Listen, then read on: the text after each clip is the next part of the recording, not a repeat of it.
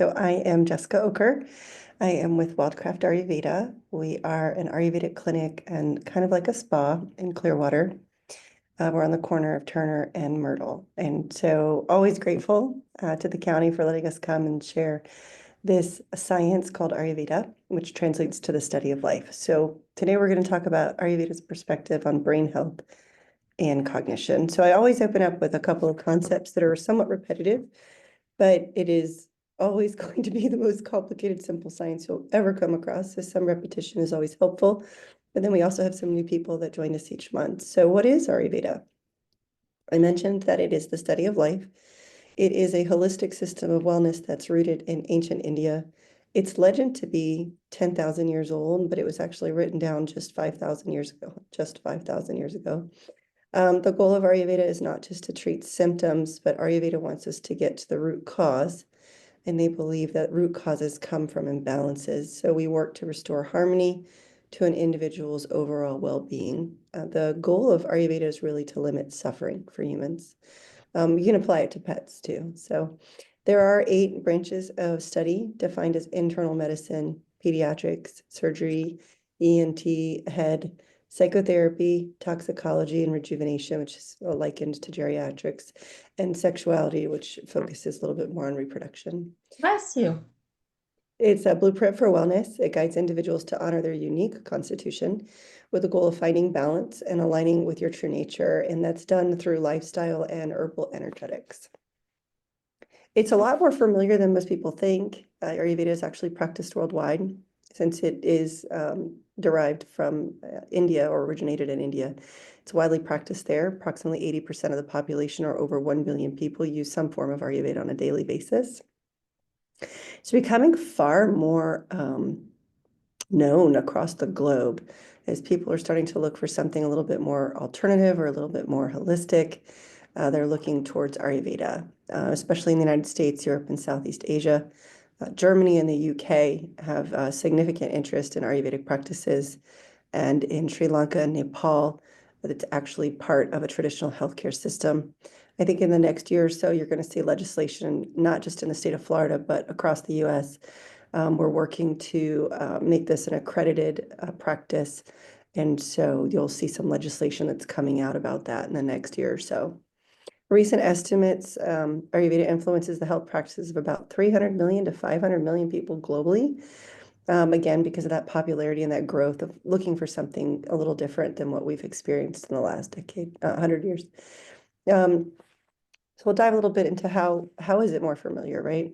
Yoga, most people know yoga. That's the physical expression of Ayurveda.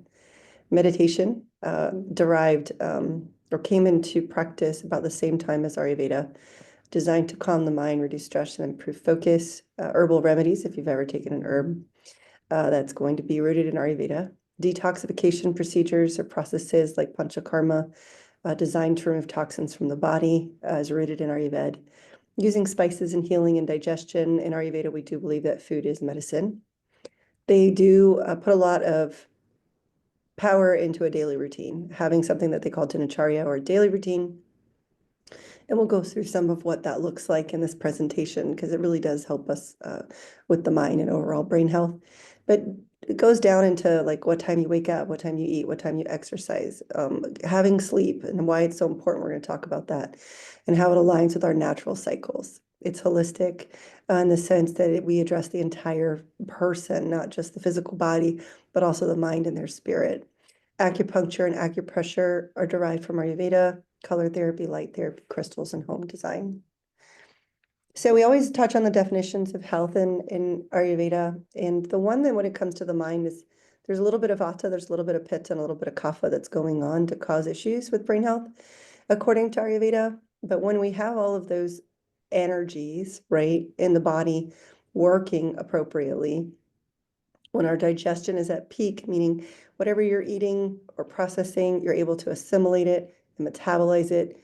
You don't have any malnutrition. You're bringing all of those wonderful things that you eat into the physical body, and it's letting your tissues and your components or your organs and your organ systems work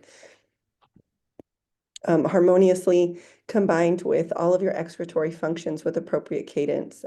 They're said to have all of these things and you have a balanced and contented mind, body, and spirit, you're said to be in perfect health in Ayurveda. So how are we going to do that, right? How are we going to pull all of that off? So we look at herbs as if life isn't complicated enough. But herbs, diet practices in Ayurveda really do help support the brain, the health, enhance our mental quality, as well as promote emotional balance. Some of the key topics that come up when you're looking at brain health is what humans struggle with is cognitive overload. A lot of us have anxiety, or we're going to either have or manifest types of memory issues. So it's kind of the things that I targeted for this presentation. So we're going to talk a little bit about something called nootropics. And I don't know if anybody's ever heard of them, but they are substances that are said to enhance brain function. They're often referred to as smart drugs or cognitive enhancers.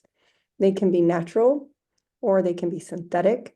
But overall, nootropics, their goal is designed to improve someone's cognitive ability, their memory, for example, creativity, focus, or overall mental clarity. So when utilizing nootropics, the benefits are said to be an ability to concentrate, focus, right? Narrow in our scope of our attention span, enhance our memory retention as well as recall, have a little bit more mental energy and not be as tired, mentally tired by the end of the day, being able to manage stress and also regulate our emotions, right? Because when we're tired or we have mental fatigue, sometimes our emotions can kind of control us versus us controlling them. So nootropics are said to be drugs that enhance those brain functions and help us. So how do they actually work on the brain? Nootropics actually touch on several different categories of brain function. And what I did is we're going to take a little deeper dive into each one of those. And I provided a synthetic type of drug as well as an herbal counterpart to kind of touch on each one that addresses that function on the brain. So the first one is neurotransmitter modulation. So nootropics are said to enhance or balance key brain chemicals like acetylcholine. We need acetylcholine for memory and for learning. Cytocholine and Bacopa monnieri would be the herb that we would use in Ayurveda. Most people have heard of dopamine, right? It's tied to our motivation and reward. And you may have heard of things like L-tyrosine. We use an herb called mucuna. Serotonin also affects mood and anxiety. Some people will take 5-HTP, whereas we have rhodiola. GABA, which is essential for sleep. We need that. It's a precursor to help us sleep. It's going to calm the brain, reduce our overstimulation. And some people may have heard of L-theanine, and ashwagandha is becoming far more trendy, but that's one of the herbs that we would use for accomplishing neurotransmitter modulation. One of the other things we look at is improved cerebral blood flow. So we need to get brain oxygen, right, and nutrients going to the brain. And kapha can come into play here where we're blocking or maybe we have brain fog and things like that. So improving that blood flow, we would use ginkgo biloba. Neuroprotection and antioxidant effects. These are when nootropics are protecting neurons from oxidative stress or inflammation, right? You're thinking way too much throughout the day. You're burning up your brain. You're stressed out. Curcumin, which most people are familiar with because of the anti-inflammatory types of properties, but it also has an ability to protect our neurons. Lion's mane, Bacopa again, and ashwagandha are options for those types of categories. They also work to metabolize our energy or mitochondrial support. So they're going to help our brain cells make more energy, or what we call ATP, making us less mentally tired. We mentioned acetylcholine, but there's also CoQ10 or acetyl L-carnitine. They're also going to help support that HPA axis or that hormonal and stress axis. And these are adaptogens. So we mentioned ashwagandha. Ashwagandha is a great adaptogen. And what adaptogens do is they give you an enormous amount of energy, but calm you at the same time. So they're considered to be bidirectional. So we're going to get the impact of reducing cortisol and enhancing that stress, but feeling like we have a little bit more stamina. Ashwagandha translates to strength of a horse. So it can help you get through things. Rhodiola and holy basil or Tulsi, you may have heard of Tulsi, is considered to be excellent for mitochondrial support. Certain nootropics are also going to stimulate nerve growth or brain-derived neurotrophic factors. They're going to support the creation of new neurons and new synapses throughout the brain. Those types of herbs might be lion's mane, again, Bacopa monnieri, and Rhodelia. So one of the cornerstone herbs we use, and we're going to talk about that herb a little bit more, Bacopa, is really for people with an inability to focus. We usually combine it with some other herbs, but that's going to be one of the cornerstones that we use to help people focus. So how does Ayurveda use a nootropic? They're known as what's called medya or rasayanas, and rasayana is a word in Ayurveda that really translates to rejuvenation. So I've been talking for days. So their herbs are formulas. They'll make a lot of formulas in Ayurveda to design just to rejuvenate and support cognitive function. They're going to work to target memory or intellect, which they call di, or retention, which they call smriti, and mental clarity, which is called buddhi. So unlike modern nootropics are going to work more like a real fast-acting stimulant. Ayurvedic nootropics work more holistically because we want to nourish the nervous system. We want to balance energies, right? We went back to where we said in Ayurveda, they really do believe that those energies that move are somewhat the root cause of disease. And in Ayurveda, Vata is responsible for the nervous system. So driving down that type of anxiety, bringing in Vata into control is what we would target. They're also very big on detoxing, removing all these subtle toxins that they call ama from the mind and the body. Modern day equivalents, we would look at not having cholesterol, and right now you would liken it to not having microplastics, right? All these other things that are starting to come into the body. Ayurveda would classify that as ama and a need to detox it so that we don't suffer from brain fog or anxiety. So I mentioned sleep earlier because getting proper sleep is really important in Ayurveda. They want us going to bed before 10 o'clock, and we'll talk about why, and getting up with the sun. Those are some of the things that they believe to set the metabolism for the day. 10 o'clock, the body starts kicking up certain functions for detox protocols. And if you are not asleep by 10, you're going to be up till 2, and your body is not going to really take out the trash the way it needs to, according to Ayurveda. So what happens if you're not sleeping? You're going to probably suffer from brain fog, some impaired judgment, some memory lapses. We're said to have an increased risk of dementia, as well as anxiety and depression. Might not be able to control our impulses as easily as if we had gotten a good night's sleep. Stress is going to be far more compounded, and it's going to be hard to deal with. We're going to have a decreased immune function, and chronic inflammation is tied to poor sleep as well. So I wanted to go a deeper dive because a lot of times the first thing I do with clients who come in the door is put them to sleep. It really does help with a lot of things. It helps with pain. It helps with anxiety. We want to get them sleeping so they can start healing and start detoxing. But the benefits of sleep and brain health and cognition is we're going to be able to consolidate our memories. Dr. Matthew Walker said that sleep is the cement that holds memory together. So sleep helps us convert short-term memories into long-term storage. It supports our memory, being able to remember facts and knowledge. REM sleep also enhances procedural memory, which are our skills and our habits. So if we want to break habits, getting sleep or bad habits and form new good ones, sleep is going to be a cornerstone. This is what we talked about, the glymphatic system, that brain detoxification. So at night when we're sleeping, the glymphatic system is working to clear out waste proteins like beta amyloid and tau. These have been linked directly to Alzheimer's disease. So cleansing doesn't actually occur efficiently if you're awake. We're also going to see enhanced learning and focus. Adequate sleep is going to improve your attention span, your problem solving, your creativity, your mental clarity. Without it, we're obviously not going to make as good decisions. It's also really good for emotional regulation. REM sleep processes emotional memories and regulates the amygdala or your emotion center. So if you're not sleeping well, you're obviously going to react a little bit more quickly to things, have some anxiety, have some irritability, and a risk of depression. So we talked a little bit how we knock people out in the clinic. We'll give them certain herbs to help them go to sleep. We have herbs that are sedatives.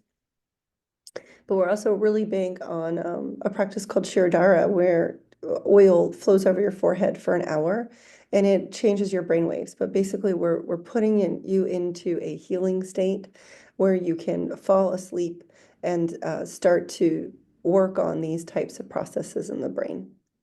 Another benefit of sleep is neurogenesis or brain plasticity. Sleep supports the growth of new brain cells, especially in the hippocampus. So we want to enhance that synaptic plasticity. We want to be able to form new connections, right? We don't want to lose our brain cells and not make new ones. So it's really key to learning and adaptation. Also, our hormones, especially as we get older, we need our sleep. Sleep is going to regulate cortisol, stress hormones, increases melatonin and human growth hormone, which is said to protect our neurons, but also repair our brain tissue. So kind of recapping a little bit, how does Ayurveda look at the mind?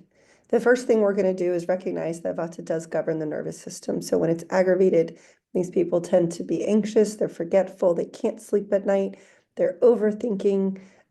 It's a kind of person who they're super creative, but at night they're really struggling because they're just replaying that tape of what they did throughout the day and questioning how they maybe could have done it better. Pitta imbalance is going to manifest as anger or burnout, but also inflammation-related types of cognitive issues. They're going to be quick to anger, just a little bit more particular, right? A little more frustrated. Kapha imbalance is more going to be tied to the dullness or brain fog, or maybe your mind is just sluggish. It's hard to be motivated and you can't recall things that you used to remember. It's almost like there's a block. That's going to be a little bit more type of a kapha type of imbalance. So we target that mind-body connection. And this was a concept I kind of want to introduce because I think it's really interesting in Ayurveda. When we look at the mind, we look at three different types of I want to say behaviors almost, but sattva is considered to be clarity. So when we're practicing a sattvic type of life or diet or herbs, things like that, we're said to have a little bit more clarity, a little bit more focus. Our diet is pure. Obviously, if you eat a really great salad, you're probably going to think a little bit better than if you had that really heavy cheeseburger with French fries, right? It's kind of common sense. There's something also called rajas, which they consider to be restlessness. And then tamas, which is inertia.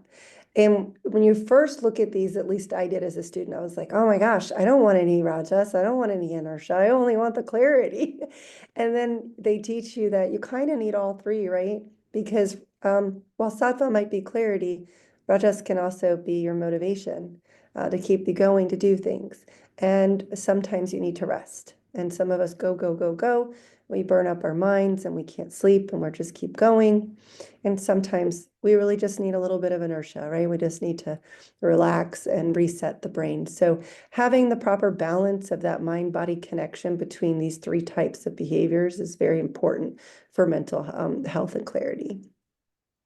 They're also really big on rejuvenation therapies. So long-term rejuvenation therapies, because we want to target, our life force. We want to have immunity.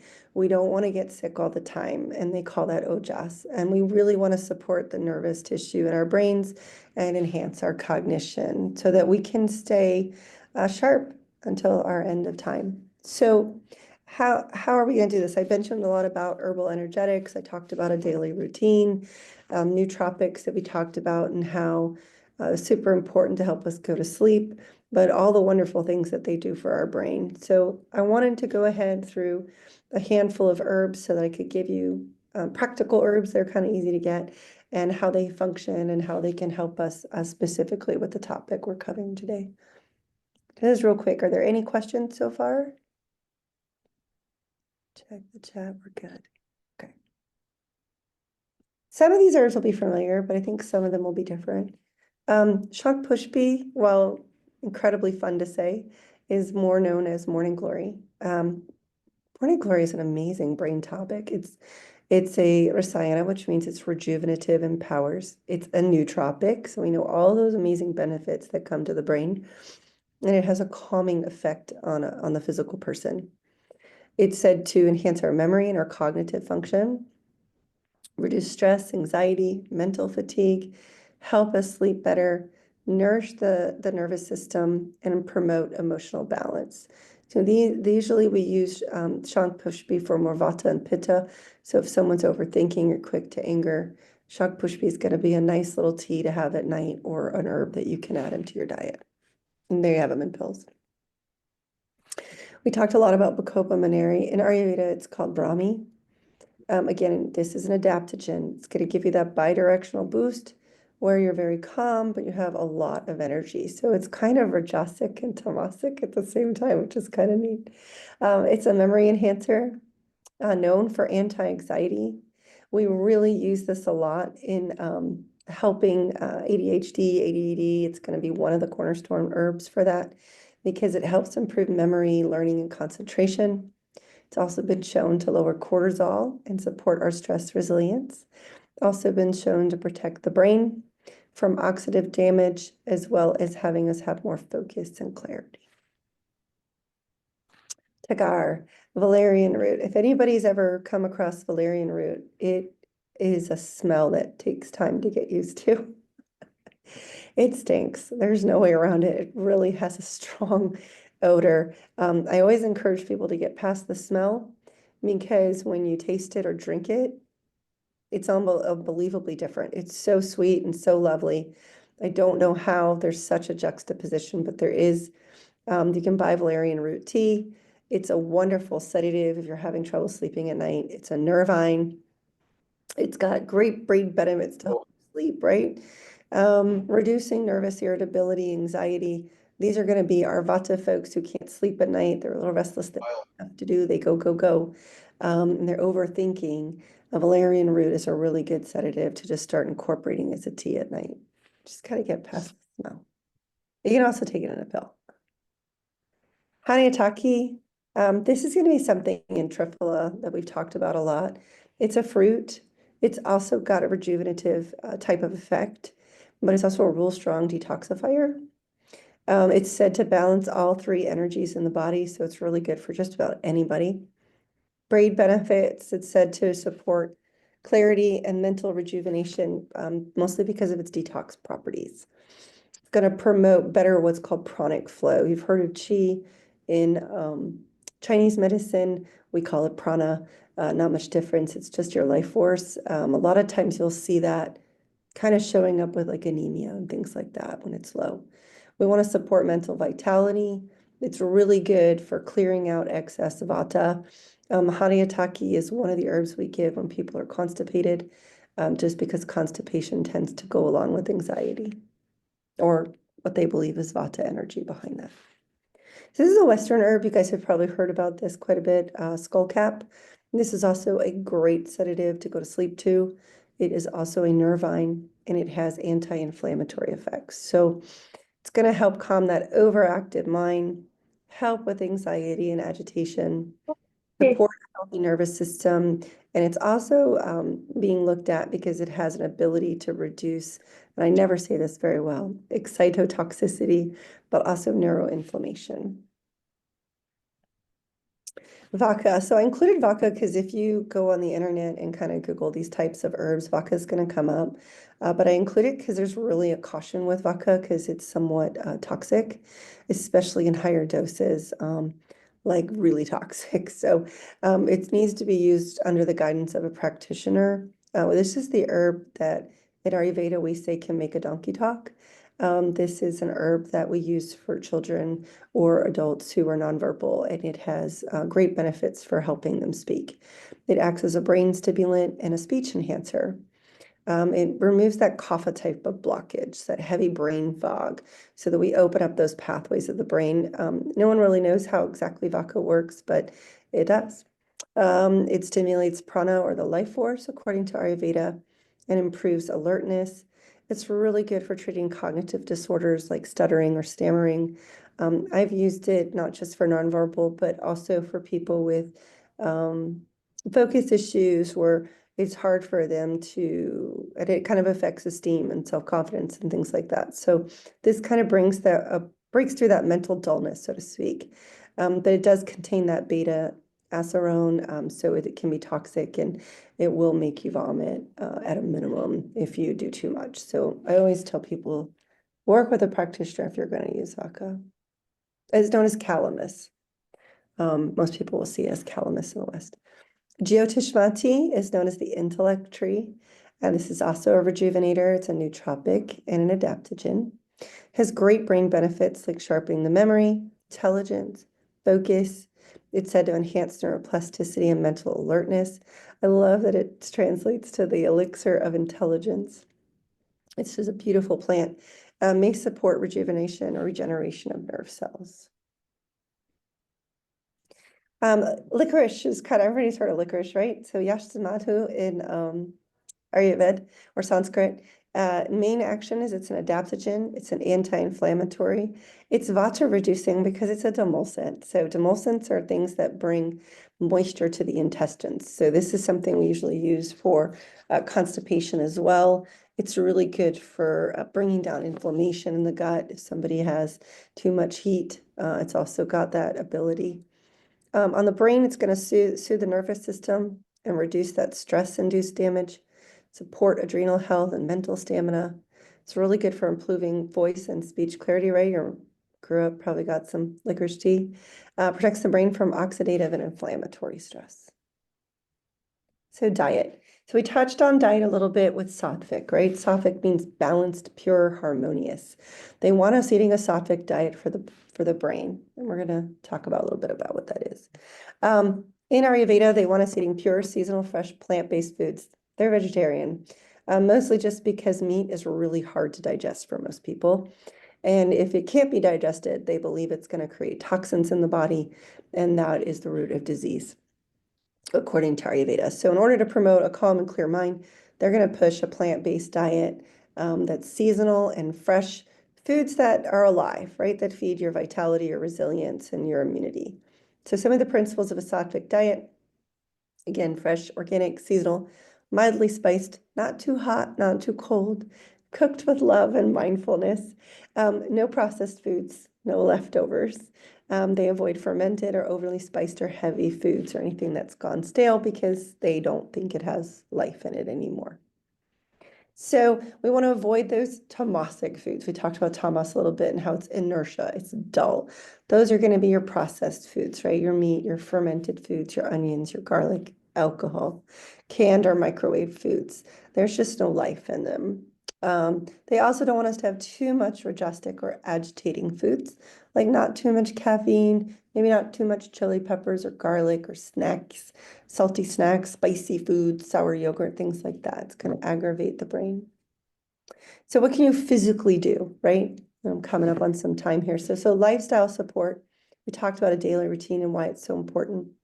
There's something also called nasya that I really wanted to share with you guys today because this is something you can do yourself. Nasya is oil that we put into the nose, drops. It goes directly past the blood-brain barrier. And we use herbs in those oils to kind of impact the brain, clear ama, and support mental clarity and drive sleep. And this is an example of what they do on a daily basis. We talked about getting early, scraping the tongue. They're going to oil pull instead of floss. Brush your teeth, drink warm water, go to the bathroom, use nasya, self-massage, and then take a shower. Do a little bit of walking, breathing exercises, yoga, and meditation to kind of set your intention for the day. So this is kind of the ideal morning routine. And I always tell people, do what you can. So I wanted to take a minute, talk about nasya.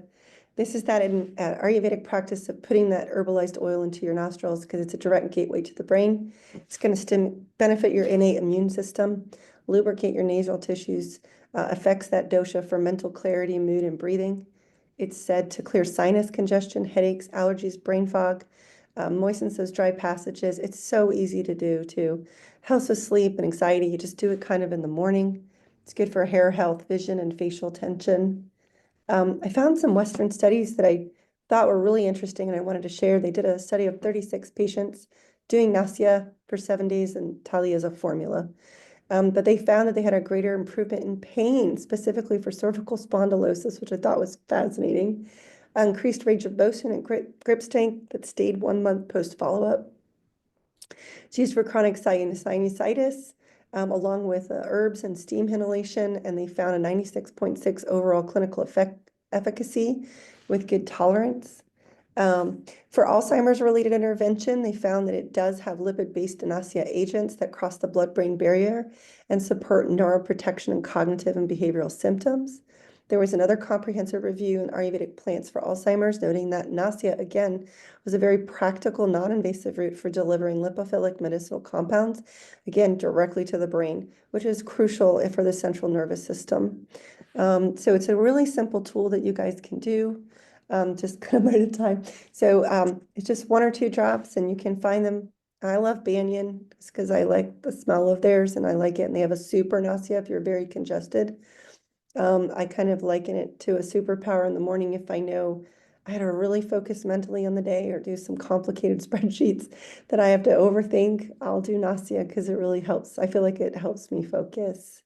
So I kind of went through that end pretty quick because we're at time. Oh no, I still have a little bit more time. I forget, 12:15 to 1. Okay, so I want to go back a little bit and deep dive. I was pushing myself because I really want you guys to get this morning routine. So again, getting up before the sun is really important. They do think it sets your metabolism for the day. It's said to be the best time for mental clarity, as well as some people will believe a spiritual connection. But it's really that quiet time before everything else is competing for your resources. So you have an ability to kind of practice some sort of self-care. We are seasonal beings with time clocks. On my phone.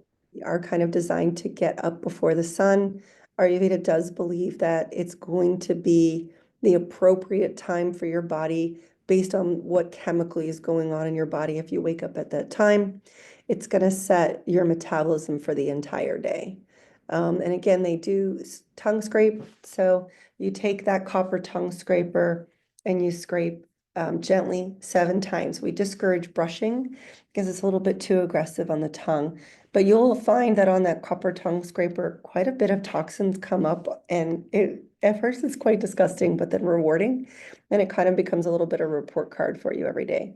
I always recommend copper just because it's FDA approved for not getting bacteria, but there are other ones out there. Oil pulling, if you are someone who is more vata based, right? Both sesame and coconut are good for we're not just oil pulling to clean our teeth, right? We don't want to have that bacteria that goes into our brain. We don't want it to go into our heart. So we're working on, antibacterial type of properties here, but it's also for overall gum health, and detoxifying the teeth in that fashion. And they will swish up to 10 minutes. Something you have to really work yourself up to. Start with a minute or 2. I just kind of do it while in between getting things done. I will oil pull. Brushing your teeth, they don't use commercial toothpaste. They're going to use something more like neem or triphala, and you can find neem toothpaste that tastes pretty decent. Again, we don't want this bacteria because it leads to all types of other issues. They'll drink warm water. If you are prone to constipation, lemon is better. If you're prone to inflammation, we're going to want you to use lime. This is going to stimulate your digestion and detox, right? We want to get things moving out of the body so we can overall support our brain health. Going to the bathroom every single day is a key component in Ayurveda. We need to be going to the bathroom twice a day, no more, no less, is kind of the goal. Eliminate these wastes naturally for digestive health. And specifically, I'm talking about bowel movements. We don't want people waking up all night to go to the bathroom to pee. So balancing that as well is going to be a key component in brain health because we want you to sleep through the night. That nausea, that nasal clearing, where you just put a couple of drops in each nostril. They do also rinse their eyes with rose water. Sometimes they'll put triphala in it. Basically because we're staring at computers all day long and stuff. And so eye washes are said to bring the heat out of the eyes and also clear them out. So self-massage, we've talked about this a couple times. This is really good for brain health as well because it's going to help balance your doshas according to Ayurveda. But it's also it's the largest organ. So for us to bypass the digestive tract to get herbs into the skin, we talked about some of those herbs like valerian root. There are sleepy time oils that have lavender and valerian root and skullcap in the oils, and you'll be putting them on your skin at night because so it absorbs in and can help you sleep. Maybe you're prone to that pittas type of inflammation and you're angry. We want to cool that inflammation down in the body. So we're going to use maybe Brahmi or Guduchi and the pitta oil and some of the herbs that we talked about that are a little bit more cooling that can help us lower the heat. Maybe we're too tamasic, right? Maybe you're not motivated at all mentally. Mustard oil is going to be something that we're going to use to kind of invigorate people with more blockages to clear things out. And so we put this oil on with long strokes on the bones and then circular motion on the joints. They'll want you to let it soak in for a good 20 minutes, um, if you can, and then rinse it off. A lot of my clients don't want to rinse it off. They want to keep it because their body just sucks up this oil. It's not like lotion or anything. It's amazing to see these herbs when you put them on the skin with the oil, that your body, if it's what it needs, it just sucks it up so quickly. And then you can keep it on for the rest of the day. That's fine. Some people like to sleep in it and they'll put it on at night and they'll just sleep more soundly throughout the night because you're getting those herbs. Ayurveda believes you're getting those herbs into the skin, but also you're stimulating the nervous system, right? You're stimulating the lymph system, just good for the brain, but you're also creating serotonin, so we can drive that sleep. They want us to bathe every day to cleanse that energy and refresh the body and the mind. There are specific yoga exercises that we can use for the brain, depending on what we're trying to control, right? There are certain poses for Vata, whereas Vata would be great in hot yoga. It's wonderful for Vata. Pitta folks, do not do hot yoga. It's just going to heat y'all up. You're going to be better off with like a yin type of yoga. And they have certain different poses. Yoga was designed to stimulate organs of the body to help us detox, to help us go to the bathroom, help us breathe more deeply, support the organs in our body and our spines so that we have strength and posture. So you can always Google different types of yoga to kind of meet what type of mental challenge maybe you're having. If you're having more anxiety, you can do yoga to control Vata. If you're having more anger, and maybe you feel like everything is inflamed in your body and it's causing some issues, you can do Pitta type of yoga. Or you're having memory issues, you can't remember anything, everything's just kind of brain fogged for you. Vata and Kapha type of yoga would be really good. That's a question. Oh, yeah, that's a great question. Is there an evening routine? Yeah, so good question. Not eating, hold on one second, let me get rid of that. They're not going to eat past 6 o'clock. So we have to have our last meal at that time so that our body has time to digest. And they'll also tell you to eat for your dosha, but also eat like half of your belly is full and then sips of water throughout so that another quarter of your belly is, whatever you've used to make like a soup, or if you've put a sauce or something, some of the liquid that you're cooking with would be that quarter in the sips. And then you always want to leave a quarter in your belly for it to digest. So you've got room left over to digest because that's what's going to keep you up all night if you're still digesting your food, or you're going to create toxins for the brain. So stopping that meal, trying not to snack at night, and then having a tea. You could have, there's moon milk teas. We've made those before. I think they're recorded. And you could do like an ashwagandha tea, maybe with rose, sometimes with butterfly pea powder. You could do the valerian root, something to help you go to sleep. Nutmeg is an incredible sedative. It's just contraindicated with low blood pressure, so you got to watch that. And it has to be freshly grated. So you could just grate that on top of your tea, drink that. And then there's oil that you can put on at night if you're really struggling. And it's going to be like that sleepy type of oil that has lavender in it, skullcap. We talked a little bit about that. Even sesame would help somebody kind of drift off to lower those energies in the body, and then get to sleep before 10 as best you can, because if not, you'll be up. You could also do a little bit of calming breathing techniques if you need to. And there's something called yoga nidra that I absolutely love, and it's on YouTube. There's a group called Mindful Movement, and if everybody needs the link, I can send it to you guys. Just email me. It just happens to be the one I found and I love. And you're supposed to stay awake during yoga nidra. It puts you into that very calm meditative state. I've never lasted more than 2 minutes. If I can't fall asleep, I'm going to listen to yoga nidra, and in 2 minutes, I am a chalk outline. I used to use that for my kids growing up because they would say, I can't sleep. I would put that on, and in seconds, they were out. Um, Real true yogis in Ayurveda will only sleep about 3 to 4 hours a day because they eat perfectly and they do all of these things, and they will do yoga nidra. And so yoga nidra, even after a half an hour, you feel like you've slept like 4 hours because it's that deep, calm sleep that we don't usually get into. It's really good for stress and for the brain. So if you've done all these wonderful things, you've eaten well, you've stopped at 6 o'clock, you have your tea and you've put some oil on, you still can't sleep, I would say kick in some yoga nidra.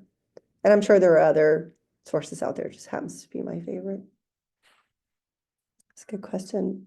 Any other questions? Okay. Let me go back over Nasya. This is my daughter actually. She likes Nasya. Oh, you're welcome. Okay, so super easy. You're just gonna put those drops into your nose. You can start with like one or two. And then once you get it in, kind of tilt your head back when you lay down, drop it in. And you can we have marma points or acupressure points. And so you'll see videos of these too, but basically you'll just kind of touch, once you put the drops in, you can touch in specific areas to kind of drain. And a lot of times you'll have mucus or something that's kind of draining out of your head, and you kind of want to just stimulate your lymph.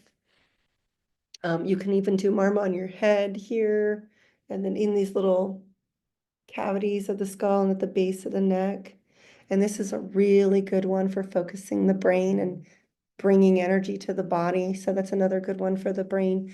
You can do those when you do Nasya after you draw. You can do it whenever you want, but it's a really good practice after Nasya because you'll lay there for a couple seconds, get the oils into the brain, but then also kind of reset your nervous system and help drain any kapha type of inflammation or fluid in your nasal cavity.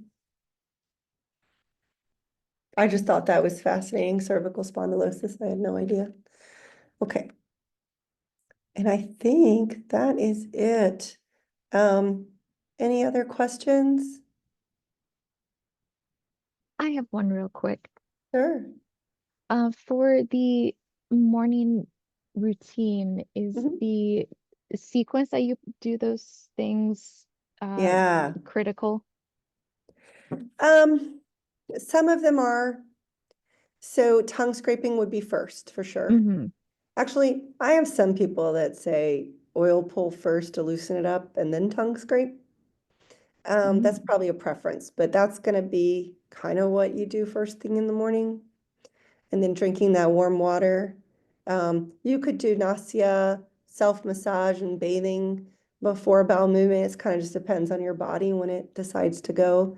Um, and then, or maybe a lot of people will put the oil on their skin and meditate at that time or do a breathing exercise. Some of my clients will put it on and go for a walk, then they'll come back and rinse it off. So I think those are kind of how you find your groove Mm-hmm. to get it done. I do, I put Avianga while I brush my teeth. I'll put the oil on because I'm that person who's like, go, go, go. So I have to be doing something and I'm not the best meditator. So I'll put oil on and brush my teeth. Keeps me distracted. Thank you so much. You're welcome. Any other questions?